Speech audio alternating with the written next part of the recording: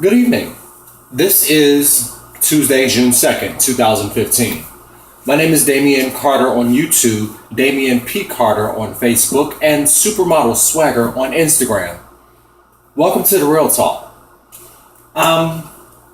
Today I came across a quote on Facebook, and I want to share that with y'all, and I want to talk about that with y'all. Share a little bit of my own personal testimony, as I always do, and maybe analyze it a little further for fun. The quote goes as follows: if you only play for the audience, then you place your happiness in the hands of the audience. Now, for those of you who pretty much don't understand that, the quote is saying, if you base your happiness on something external, then you are giving something external power over your happiness. Ain't that juicy? Now, why is it juicy to me? Because for so many years, probably up until 3 years ago, I put my happiness into the hands of external factors. I thought, well, when I get this master's degree, I will be happy. When I maintain this relationship, I will be happy. When I get this, when I do that, when someone falls in love with me, when someone does this for me, when this happens, I will be happy. Now I'm going to explain both extremes in terms of responses. Very often I would succeed at receiving or making that goal or getting someone to fall in love with me, get that relationship. I got my master's degree. I got this, I got that. But then there was that moment where I was like, then what? What the fuck happens next? I got it met, but the hard work that it took to get there really wasn't as encouraging or as fruitful or as I didn't connect with it emotionally anymore. So those damn dogs out my damn hallway.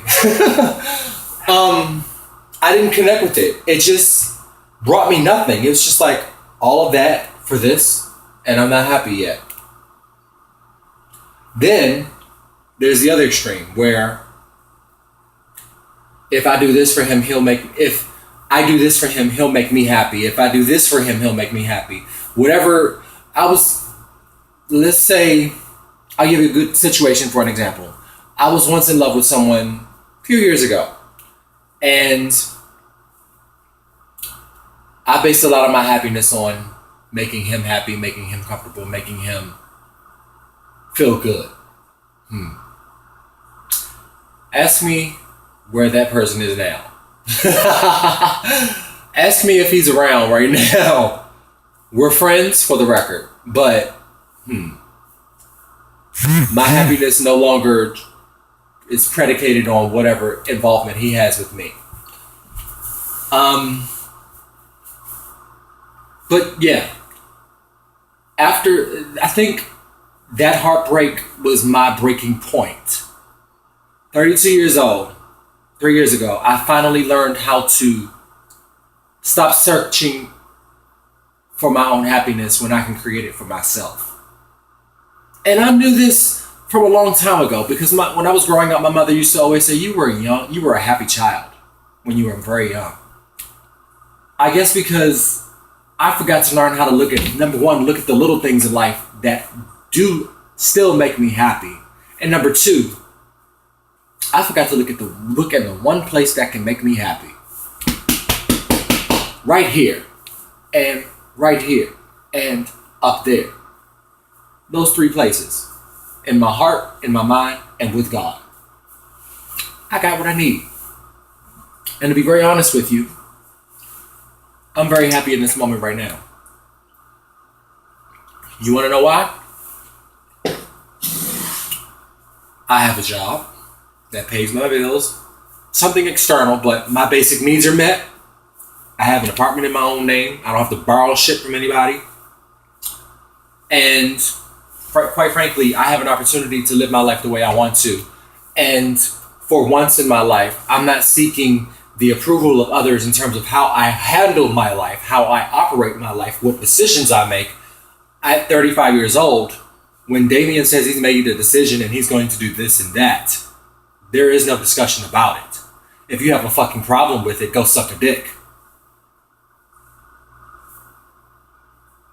We call this session the Real Talk for a reason. I keep it 100 on my sessions. Forgive me if I curse too much or if my intelligence goes from 0 to negative for you in a heartbeat, because I can speak the Shakespearean language in one moment and take it to the streets in another. But I'm basically, this quote woke me up I saw this quote at like 5:30 this morning, and so this was what started my day for me, because I had even before that age, at the age of 32, a wise person on his 60th birthday once told me, the more you seek happiness outside of yourself, the more you become a slave to it. I had become a slave to seeking happiness externally for so many years that I didn't even know how to do it on my own within. So, but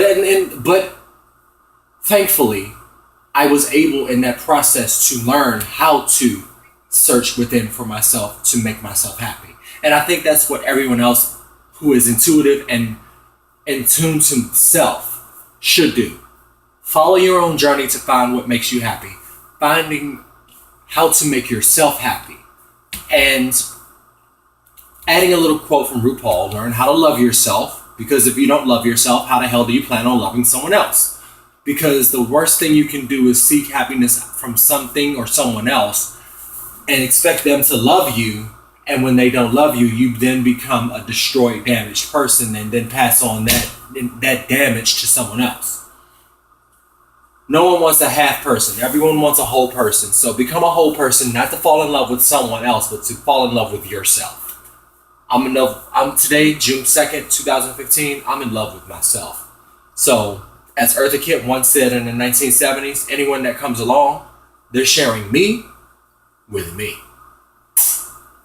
That's the real talk for today, y'all. Remember, if you only play for the audience, then you place your happiness in the hands of the audience. Real talk. Today's Tuesday, June 2nd, 2005. Be fierce. Be fabulous, be inspired, be yourself, love yourself, respect yourself, honor yourself, give to yourself, take yourself out on a date tonight. I'm already on mine. But anyway, if no one tells you that if no one tells you that they love you today, know that I love you. Be well. And I'm with you on that journey on the catwalk, so if you see me stomping, join me. Be well. Love you.